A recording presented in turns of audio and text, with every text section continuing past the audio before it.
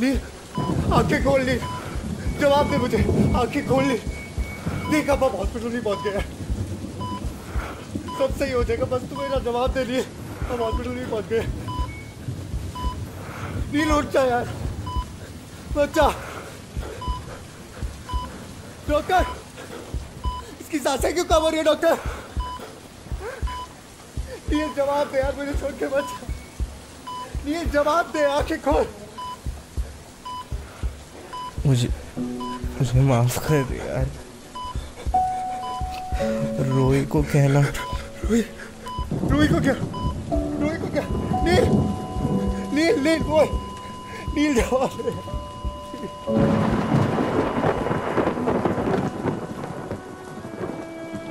आज ये उनका लफ्ज़ दिल संभाल ना पाया। ये ज़िंदगी ने मुझे कहाँ पहुँचा दिया।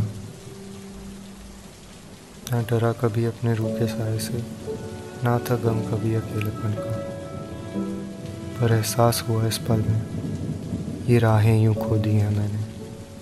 जिंदा रह के भी जीना भुला दिया है मैंने।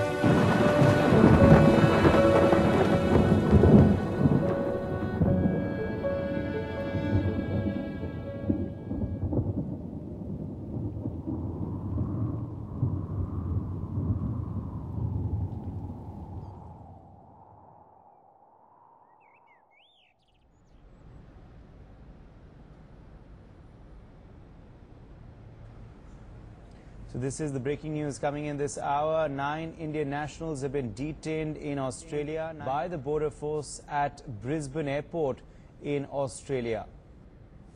Confirmed that there was some sort of incident this morning at the airport. The lead for that is the Australian Federal Police, assisted by the ABF. We're assisting.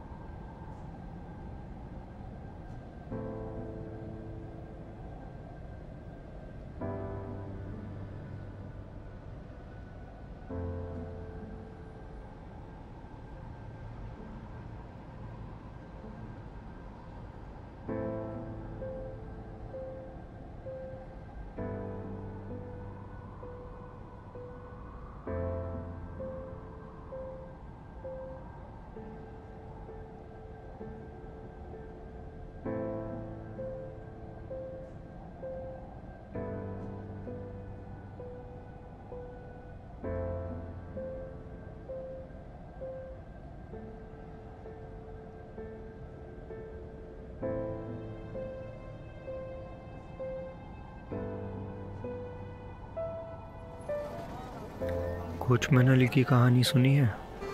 बूढ़ा अली रोज़ सुबह सूरज उगने से पहले कांपती ठंड में पोस्ट ऑफिस जाता था।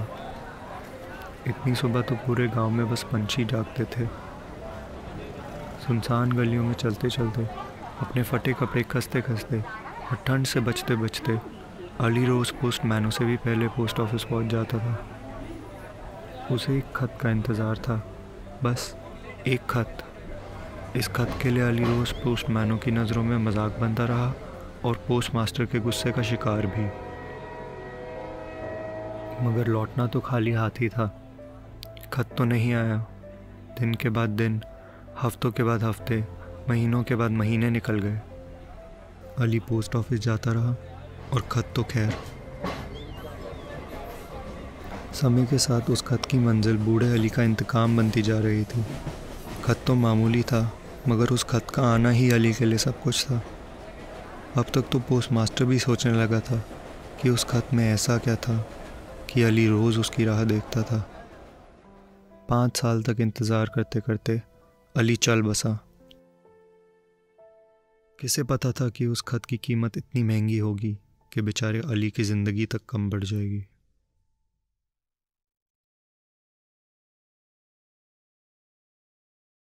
आवारा हूँ या गर्दिश में हूँ, आसमान का तारा हूँ, आवारा हूँ। अरे किधर जाने का है तुमको? हनुमान किला। ऊपर वाला कि नीचे? नीचे।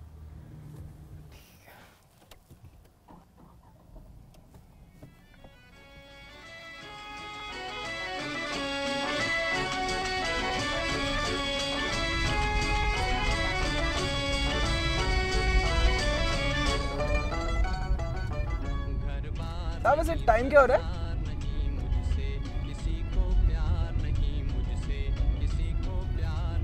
अच्छा है। ठीक है। ऊपर वाला टिकड़ी जाने का तो टाइम मेरे पास भी नहीं था। वो क्या है ना, 6:30 के बाद में अपन ग्राहक नहीं लेता है। थोड़ा टाइम फैमिली को भी देना मांगता ना।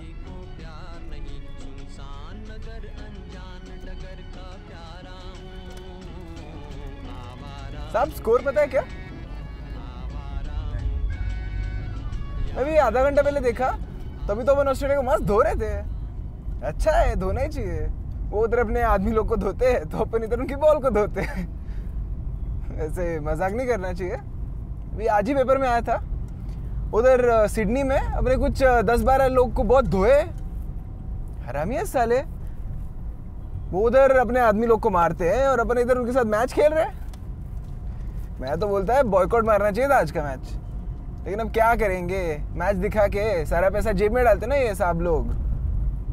Your call could not be connected. Please check the number and try again.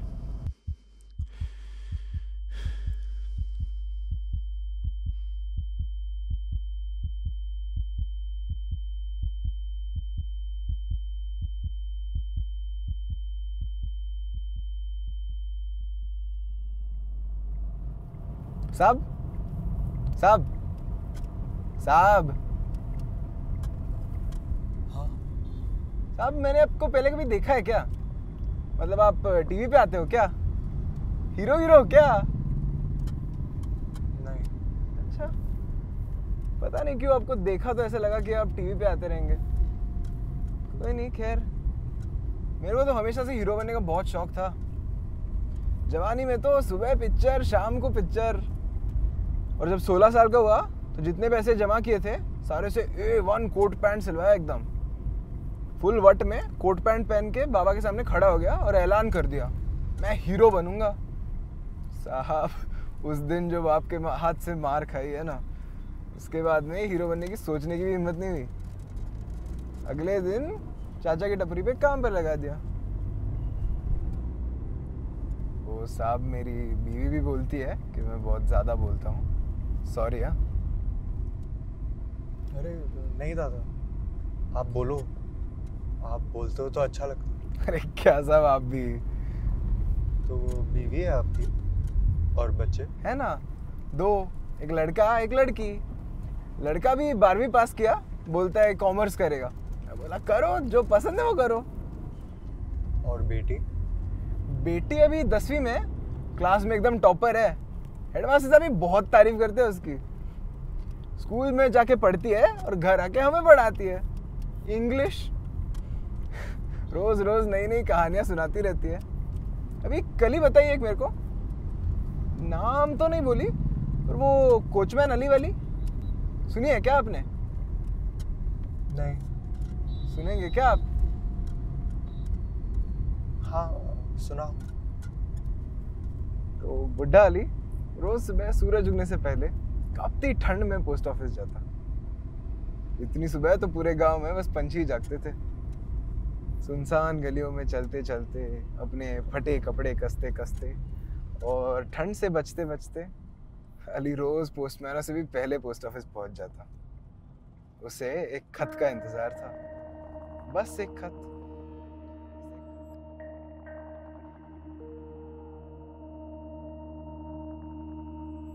चलो चलो बच्चों बैठो बैठो बैठो बैठो बैठो।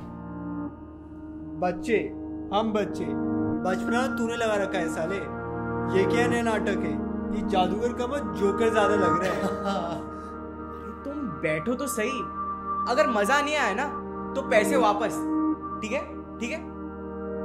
तो आज की पेशकश नील का जादू और आज के प्रॉप्स मेरा हाथ और रोही का कान। क्या क्या बोला इसने? कान?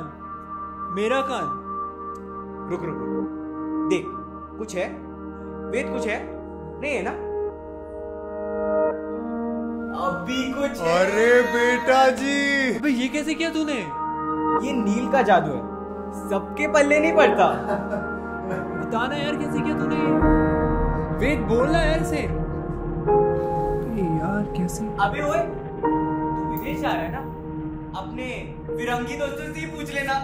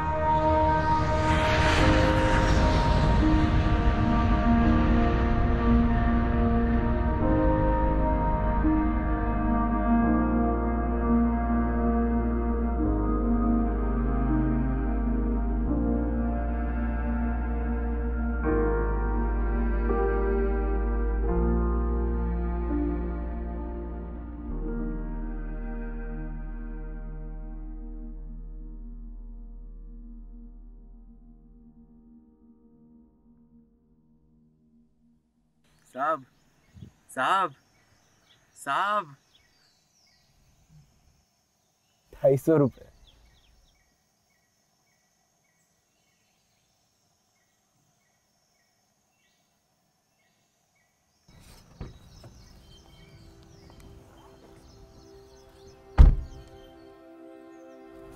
अरे साहब सुनना तो जरा।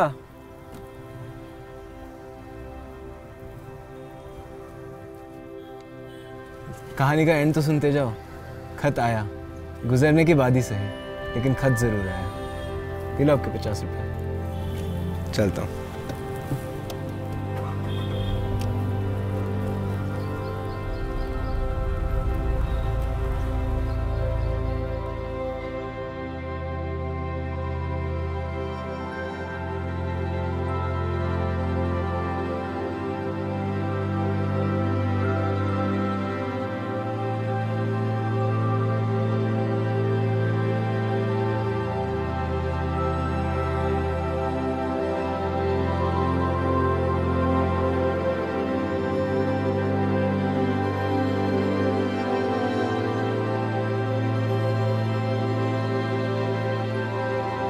खोया सा लग रहा था ये रास्ता, इसकी गलियों में सुनाई देती थी हमारी हंसी। अंधेरा सा छाया हुआ था।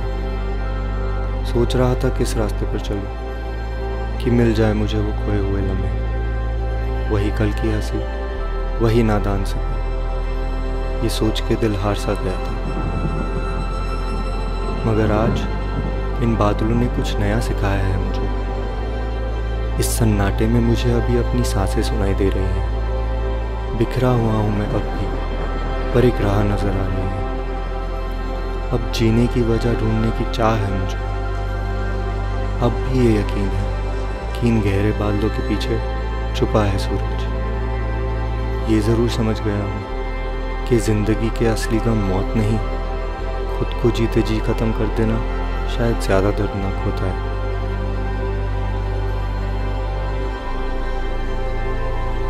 तो अब इन सायों से दूर मुझे उम्मीद नजर आ रही है। दिल भी कहता है आ गई है वो बारिश, जिसके बाद धूप नजर आएगी।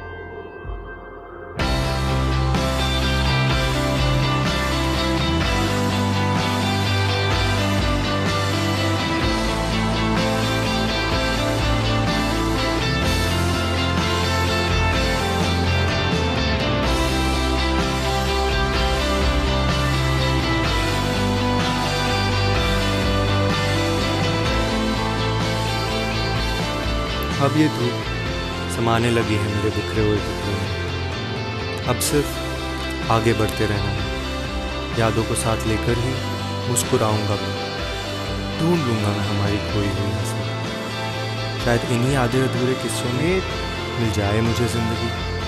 शायद ऐसी एक याद में मैं खुद को भी ढूंढ लूंगा।